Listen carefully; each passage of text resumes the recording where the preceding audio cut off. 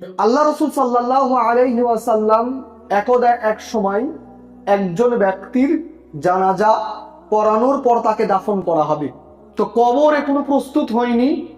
আল্লাহ রাসূল সাল্লাল্লাহু আলাইহি ওয়াসাল্লাম তিনি বসে আছেন এবং তার আশপাশে সাহাবীরাও বসে আছেন।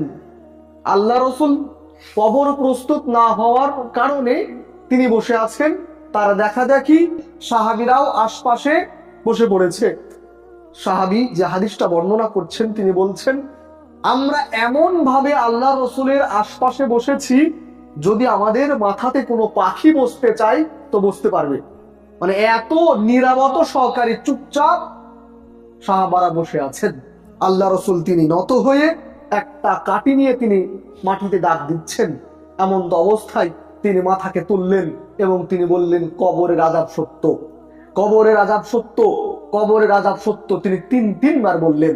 তিনি এবার বর্ণনা করছেন, আমার সাহাবারা শুনে রেখো, আমার সাহাবারা শোনো, মনোযোগ দিয়ে শোনো।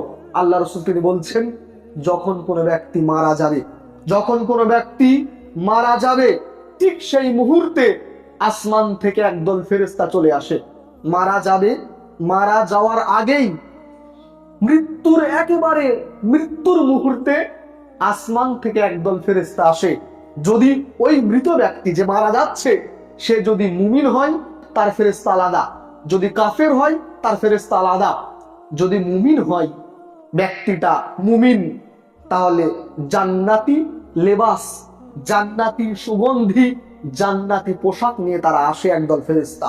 এবং মালাকুল মাউত মৃত্যুর ফেরেশতা আজরাইল, আজরাইলটা না, আমাদের মধ্যে আজরাইল প্রচলন আছে কিন্তু না, মালাকুল মাউত, মালাকুল মাউত মৃত্যুর ফেরেশতা অসংখ্য আছে, হাজার হাজার লক্ষ লক্ষ ফেরেশতা আছে মৃত্যুর ফেরেশতা।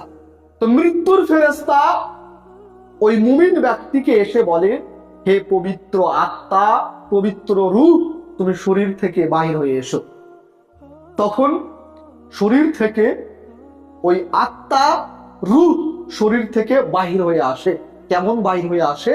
যেমন কলসি থেকে পানি ঢালা হয়, কোনো রকমের ব্যাঘাত ঘটে না, সুন্দরভাবে আরামসে বাহির হয়ে আসে, ঠিক ওইভাবেই সুন্দরভাবে তার আত্মাটা বাহির হয়ে আসে।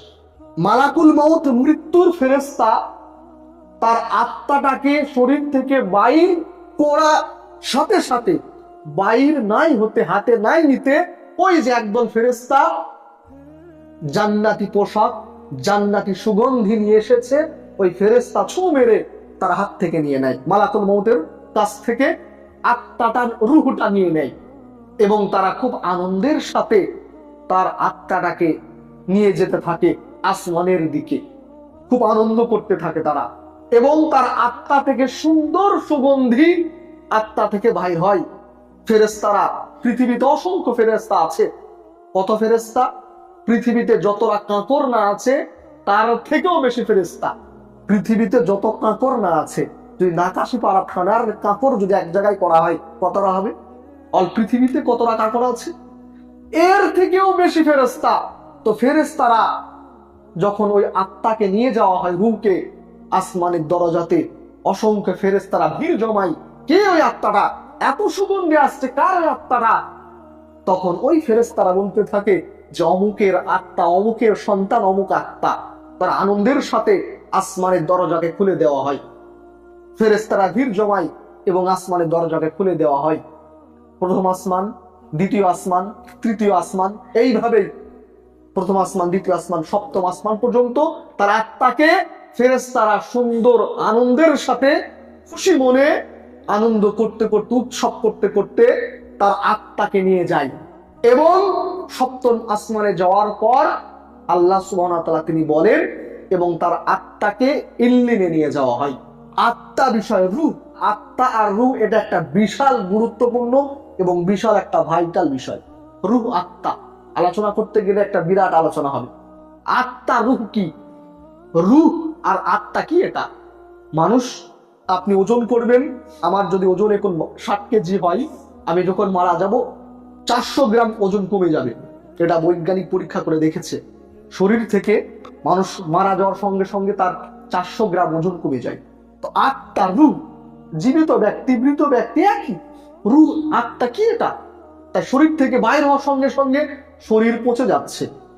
আপনি যদি 2-3 দিন না খান, 1 মাস শুধু পানি খাবেন, তাও মরবেন না, লাশ পচবে না, পোকাতেও কামড়াবে না। কিন্তু যেই আপনার রূহটা শরীর থেকে যেই বাইর হয়ে গেল, শরীর পচে গেল। তো রূহ আত্মা এটা একটা আল্লাহ তাআলার একটা কুদরতি আল্লাহর হুকুম। তো রূহ আত্মা আল্লাহ সুবহানাহু ওয়া তাআলা 7ম আসমান থেকে ওই পবিত্র ইমানদার যদি হয়, তার আত্মাকে ইল্লিনে রাখা হয়। ইল্লিন আর সিজ্জিন। সিজ্জিন হচ্ছে কাফের, মুশরিক, বদকার, আল্লাহর নাফরমানি তাদের থাকার জায়গায়, আত্মা থাকার জায়গা। এটা হচ্ছে বারজাখ, আলামে বারজাখ। বুঝতে হবে আপনাকে। প্রথম একটা ইহকাল, একটা হচ্ছে পরকাল, আর একটা হচ্ছে আলামে বারজাখ, মানে আত্মার জগৎ, রূহ জগৎ, আত্মার জগৎ। আত্মার জগৎ আপনাকে বুঝতে হবে, জানতে হবে। মৃত্যু বরণ করছে, মৃত্যু থেকে নিয়ে কবর অবধি এটা হচ্ছে আত্মার জগৎ। আত্মার জগৎ আপনি আমি সচক্ষে দেখতে পাবো না, এবং আপনার আমার কল্পনা ব্রেন আসবে না। সায়েন্স এটাকে প্রমাণ করতে পারেনি, এখনো পৌঁছায়নি, এটা বিশ্বাসও করে না। তো আত্মার জগৎ আছে, এটা আপনাকে বিশ্বাস করতে হবে। আত্মা বিষয়ে জানার জন্য, রূহ বিষয়ে জানার জন্য বিখ্যাত মুহাদ্দিস ইবনুল কাইয়িম রাহিমাহুল্লাহর একটা বিশাল বিখ্যাত বই কিতাবুর রূহ, গুগলে গিয়ে সার্চ করবেন কিতাবুর রূহ, আত্মা বিষয়ে বিস্তর 500-700 পৃষ্ঠার বই, বিস্তর আলোচনা, কিতাবুর রূহ পড়বেন, বহুত কিছু জানতে পারবেন। তো আত্মা মুমিন যদি হয়, তার আত্মাকে ইল্লিনে পাঠানো হয়।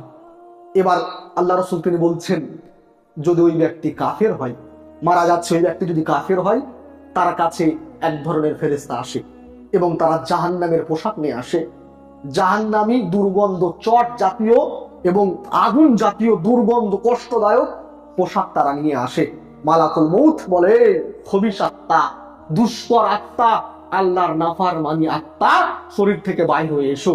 শরীর ছাড়তে চাই না, শরীরকে ছাড়তে চাই না আত্মা।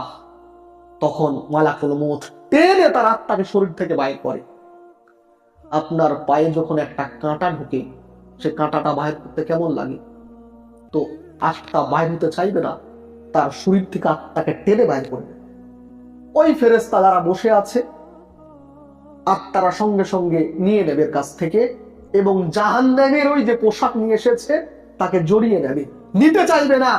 তার আত্মা থেকে দুর্গন্ধ, বিকট দুর্গন্ধ। ফেরেশতারা তার কাছ থেকে পালাতে থাকবে। যখনই কোনো ফেরেশতার কাছ দিয়ে যাবে, 1ম আসমানে যাবে, ফেরেশতা তার কাছ থেকে পালাতে থাকবে। পালাবে ফেরেশতারা, জিজ্ঞাসা করবে, খবিশ আত্মাটা কার? নিকৃষ্ট আত্মাটা কার? বলবে, অমুকের আত্মা, অমুকের ছেলে, অমুকের আত্মা। সরাও ওকে এখান থেকে। আসমানের দরজাকে খোলা হবে না, আসমানের দরজাকে খোলা হবে না, 1ম আসমানে ভেদ করতে পারবে না। তখন তার আত্মাকে ফেলা হবে সিজ্জিনে, এক ইল্লিন, এক সিজ্জিন। আত্মার জগৎ ইল্লিন, সিজ্জিন। ইল্লিন হচ্ছে মুমিনদের জন্য, সিজ্জিন হচ্ছে কাফেরদের জন্য।